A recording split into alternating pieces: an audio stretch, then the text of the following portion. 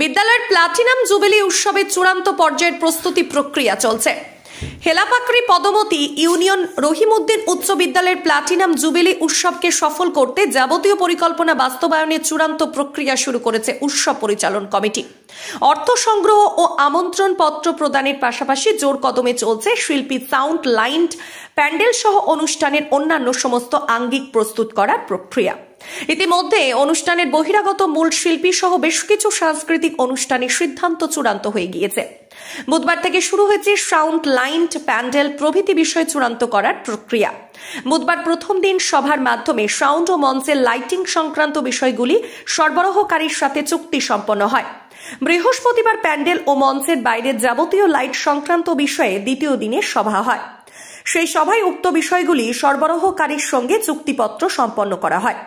বিদ্যালয় পরিচালন সমিতির সভাপতি তথা প্লাটিনাম জুবিলি উৎসব পরিচালন কমিটির কার্যকরী সভাপতি মনোজিৎ রায় এ প্রসঙ্গে জানান, উৎসব পরিচালনার জন্য গৃহীত পরিকল্পনাগুলির সবথেকে গুরুত্বপূর্ণ দিকগুলির বেশিরভাগই চূড়ান্ত করা হয়েছে। বাকি যা আছে দ্রুত সেগুলি সম্পন্ন করার চেষ্টা চলছে। আমাদের পদমতি ইউনিয়ন রহিমউদ্দিন উচ্চ বিদ্যালয়ের প্লাটিনাম জুবিলি উৎসব এর আগেও আমরা সোশ্যাল মিডিয়ার মাধ্যমে আপনাদের জানিয়েছি যে আগামী 24শে জানুয়ারি থেকে 27শে জানুয়ারি অনুষ্ঠিত হতে চলেছে।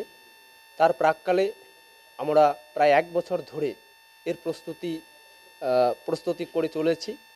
মাঝে দফায় দফায় মিটিং করে আমরা কমিটি কমপ্লিট করার পর চাঁদা সংগ্রহের জন্য বেরিয়েছি বিভিন্ন প্রাক্তনীদের কাছে। তারাও যথেষ্ট সাড়া দিয়েছেন। এরই ফাঁকে আমাদের আরও আনুষঙ্গিক যে বিষয়গুলো, গুরুত্বপূর্ণ বিষয়গুলো আমাদের করতে হয় সেগুলিও আমরা ধাপে ধাপে করেছি। শিল্পীকে আমরা এগ্রিমেন্ট করেছি, কলকাতার একজন বিশিষ্ট শিল্পী এই মঞ্চে অনুষ্ঠিত করতে আসবেন 27শে জানুয়ারি। পাশাপাশি বাংলাদেশ থেকে একজন বাউল শিল্পী আসবেন, প্রখ্যাত বাউল শিল্পী 26 তারিখে আসছেন।